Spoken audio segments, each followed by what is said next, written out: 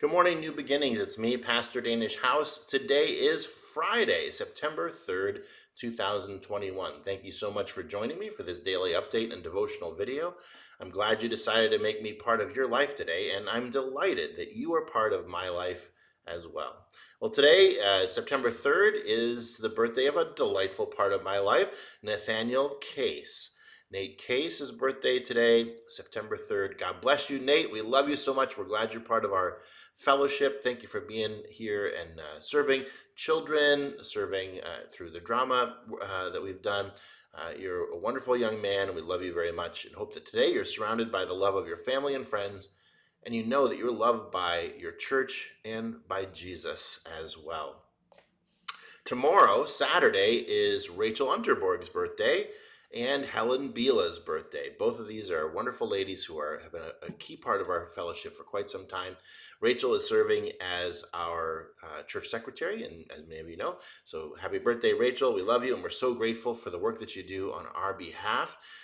Especially during this pandemic and this rebuilding process, you've been invaluable here, doing tremendous, tremendous work. And of course, we love Helen Biela as well. Helen is a wonderful part of our fellowship, and Helen, we just rejoice to have you with us. And we pray for both of you that you are surrounded by the love of your family and friends, and that you know that you are loved by Jesus as well as by your church. On Sunday, we have our Sunday morning service at 9 a.m. still at Arlington Reformed Church.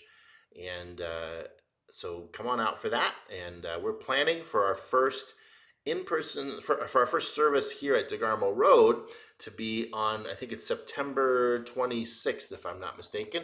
It'll be the last Sunday of September. We'll be here in DeGarmo Road, Lord willing, and the creek don't rise. I guess I should say that with all the creeks that are rising around the country right now because of the hurricane. So that's what's going on. Monday is Labor Day, so there'll be nobody in the church office, and I will not have a devotional video for you on Monday, but I'll be back on Tuesday. Well, on Sunday, I preached on Zechariah chapter 5, and it's three strange visions. A vision of a flying scroll, a vision of a woman in a basket, and then a vision of two women with wings carrying that basket off to Babylon and setting it up in its own temple as an idol. And I talked about how this last vision is about God taking evil away. But of course, what happens in the vision is these two women with the wings, they fly this basket full of wickedness to Babylon and set it up in a temple to be an idol there. They don't actually eliminate evil. They're just removing it from the land of the people of God. And that's a great thing. It's a great gift. God does remove evil, and this vision points to sort of a temporary removal of evil, a temporary, in fact, concentration of evil in one place by taking it and moving it to Babylon. We talked about on Sunday that Babylon, throughout the Bible, is not just a city, but it serves as a symbol for all that is evil in the world around us. This evil world system that is opposed to God and God's people and God's plans is described as Babylon. And it's described symbolically that way in the Old Testament as well as in the New. In the book of Revelation, Babylon the Great serves as the counterpoint to the kingdom of God, to the city of God, Jerusalem.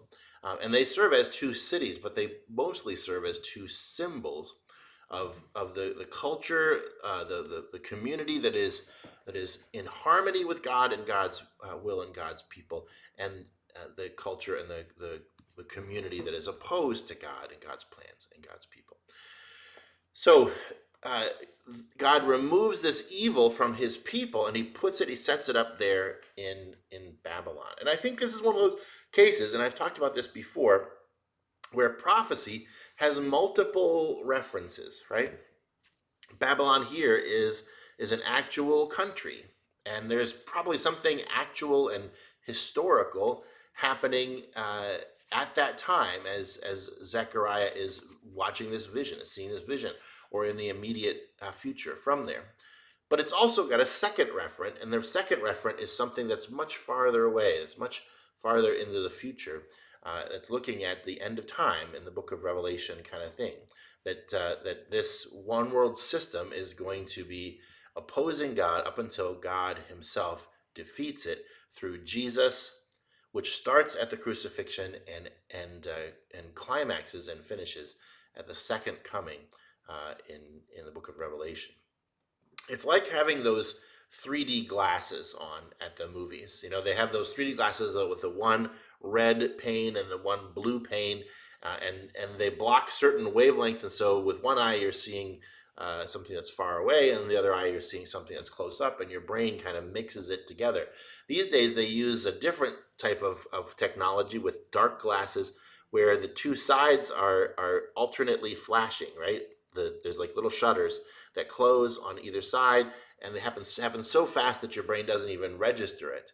But with one eye, you're seeing what's close up, and the other eye, you're seeing what's in the future. And that's, I think, the way we ought to look at prophecy. That prophecy often has a close up referent and a farther off referent. And I think that's certainly the case here. God is pointing to the future, in part in this passage, pointing to the future in which He will completely eliminate evil. In the near term, God puts it into Babylon and sets it up as an idol, makes a center for evil, if you will, a focus for evil. And in doing so, he makes it so that that evil will be concentrated, and there will have a target there for the salvation to work on, for Jesus and the kingdom of God to work on. In a way, he's restraining evil by doing this, but he's also pointing forward to the time when evil will be completely eliminated at the return of Christ, when all things are made new. You and I, we look forward to that time when all things will be made new. We look forward to that time when evil will be eradicated, and it'll be taken out of our hearts as well as out of our world. Let's look forward and rejoice in that day. Let's pray.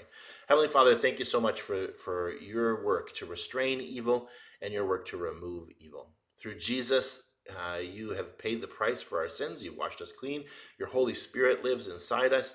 And as a result, we are being weaned off of the life of evil. The old person in us is being put to death, and the new person is coming to life as you are bringing us to life. Lord, but we look forward to the day when there will be no more evil in this world, when all tears will be wiped away, all sickness and pain will be done away with, and we will be able to rejoice with you face to face in a relationship with you. We look forward to that day.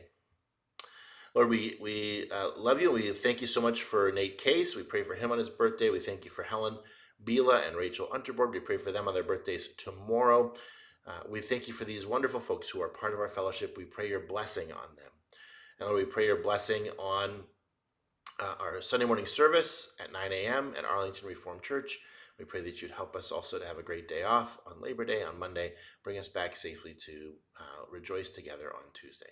Lord, we love you and we trust you. In Jesus' name, amen. Well, thanks for joining me for this daily update and devotional video. I'm delighted and thankful to see you, and I look forward to talking to you again tomorrow or Tuesday.